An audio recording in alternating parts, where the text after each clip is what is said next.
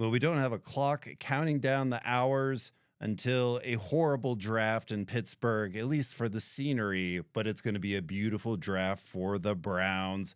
Let's get into it here, fellas. The first quarter, first graphic here.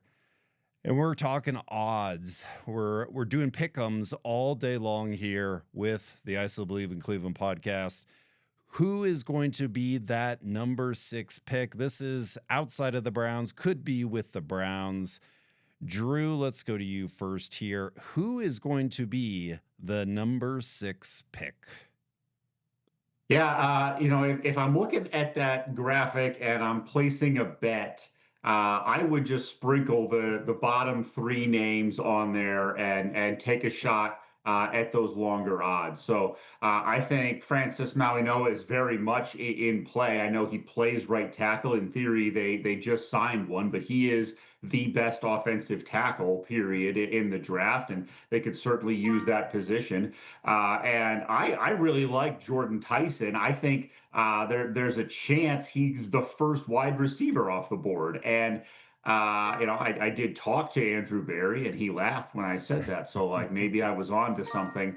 I don't think it's Monroe Freeling, but like he is the best pure left tackle prospect. That is a huge position of need for that team. You could certainly see them being a little gun shy from the last offensive tackle that they drafted and tried to get him to switch from a natural right tackle to a left tackle. It didn't go so well. So you could see them leaning towards a guy with a huge upside. Excellent length, excellent athleticism, and his spark and his RAS scores are extremely high. He's 21 years old. He's everything Andrew Berry looks for.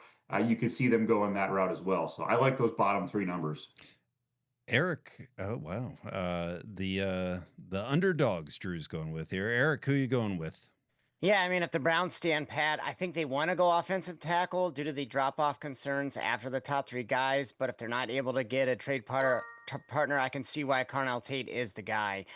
He's a great player in a position of need for the Browns. I think Todd Monken can get the most of this position.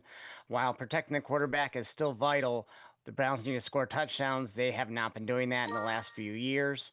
I could see Tate finding the end zone in a great surplus many times next year, as well as giving options to the quarterback, hopefully Shador Sanders, options to Harold Fannin and another receiver. Maybe it's even Jerry Judy, who knows? But hopefully other receivers will receive reduced coverage as a result of having a tremendous athlete like Carnell Tate on the field.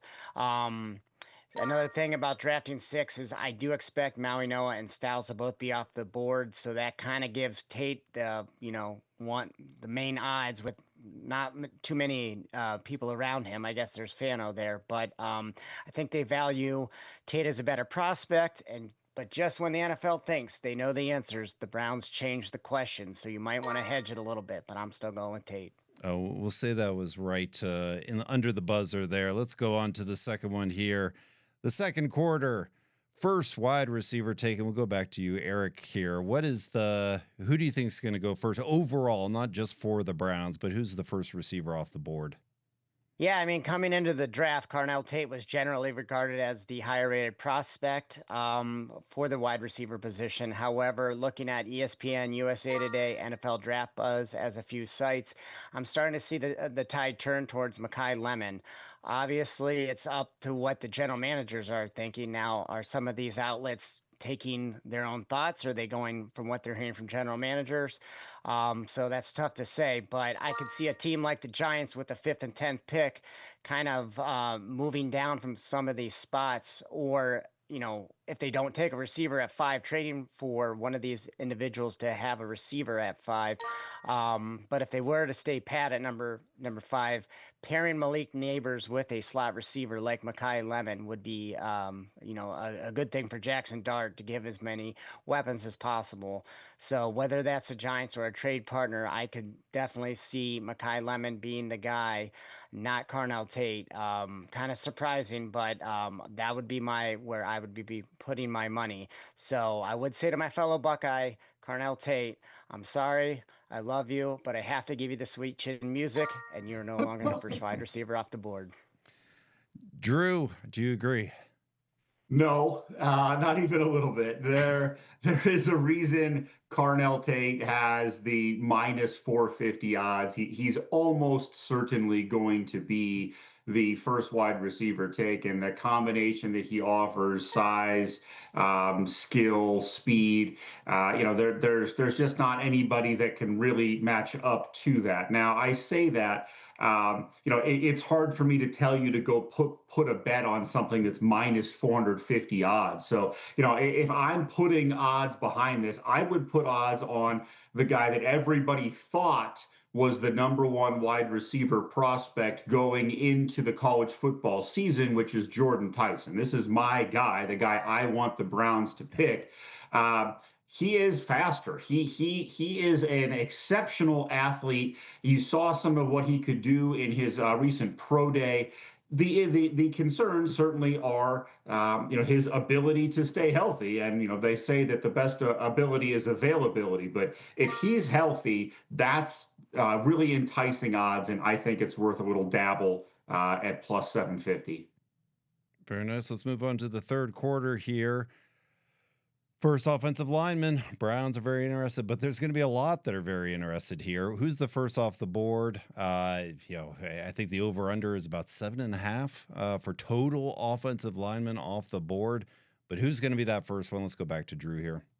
I would take the over on 7.5. I think that's the better bet. I'm not going to bet against Francis Mauigoa. He is consensus the best offensive lineman. The only potential concern you have is he's only played on the right side, but it's the NFL. You need two good offensive tackles.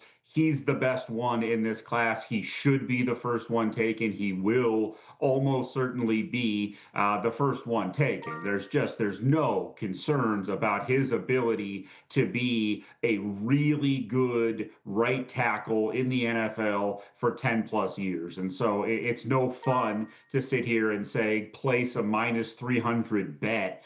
But spend your whatever it is, take your double your standard bet and just take some money that you can then sprinkle on some of the other higher odd picks that we're giving out today. Don't try to do something crazy with this. It's Francis Mauigoa. Eric, plus 500. What are the chances there? Come on. There are chances, but not ones that I would put some money on. Kind of how Carnell Tate was the guy early on. Francis Mauigoa has been the clubhouse leader as a top prospect at offensive tackle. Unlike Carnell, the Miami of Florida product, not Ohio, continues to be the number one college football news PFF. Again, these guys are still listing him number one overall. Again, is that going through GMs? Is that sourcing their own scouting prowess? He's shown his strengths, 6'6", 329. They had their run in the college football playoff as the underdogs. They got all the way to the championship game. There's been prognostications of him going to number 3 at Arizona. Again, they are wanting to move. They potentially could be moving back. However, that doesn't mean he still won't be taken by somebody else at number 3. And so whether he's a right tackle or left tackle, I think he's the best prospect. So the way Hulk Hogan body slammed Andre the Giant in WrestleMania 3, Mauigoa body slams the competition, remains at number 1. Oh, it just keeps getting it on the buzzer there. Incredible. Let's move on to the fourth quarter with our final question.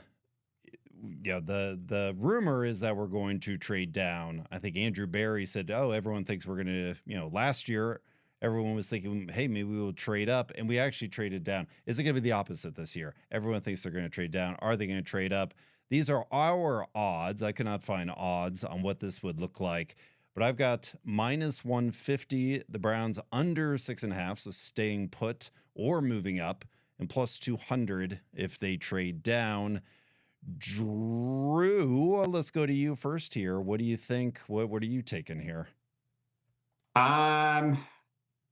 These are pretty good odds. You put these together. I like what you've done with the place here, but if I have to place this bet, if I'm putting my own money on this, I'm going to take under 6.5. Ultimately, it takes two to tango, as they say, and they're isn't anyone, I don't think, in this class that is going to make somebody feel like they absolutely have to get to number 6. The sort of obvious potential here is Sonny Styles. The rumor is that the Commanders really want him at 7. If the Giants pass at 5, it's possible that somebody jumps them, like, say, the Dallas Cowboys, for example. It's possible that they try to jump the commies to get that guy, but I don't see it. I see them just making the selection at 6.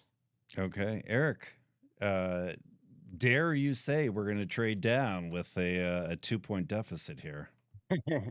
Yeah, I mean, based on your odds, it's looking like you don't feel that the Browns would be able to trade down as a result, and that we're going to be standing pat.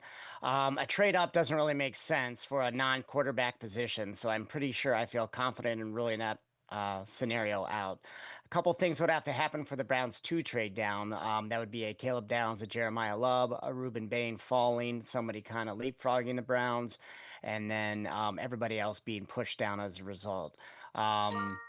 I still think Andrew Berry is good with Spencer Fano, Jordan Tyson, Makai Lemon. All of those likely would be available if they could move back to 8, 9, 10, 12, and still recoup an additional pick or two. So we've talked about Andrew Berry, how he wants to maximize his value of his picks. So that's kind of what he's looking forward to do. If he could get a 2027 first round pick, that'd be great. But at worst case scenario, maybe a second or a second this year. The thing I would think about is NFL owners are very impatient, and I fully expect one or more to avoid losing their guy and having to panic and therefore trading up, making a dumb mistake. So I'm hoping Andrew Berry goes from undesirable to undeniable as a GM. Okay, we've got our final line on this draft. But Eric, you win this one. If you have another line for us here for the NFL headline, the NFL draft headline for the Browns. I got 2. I got Bookham Fano, the Browns draft Spencer early, and hanging with Omar Cooper late.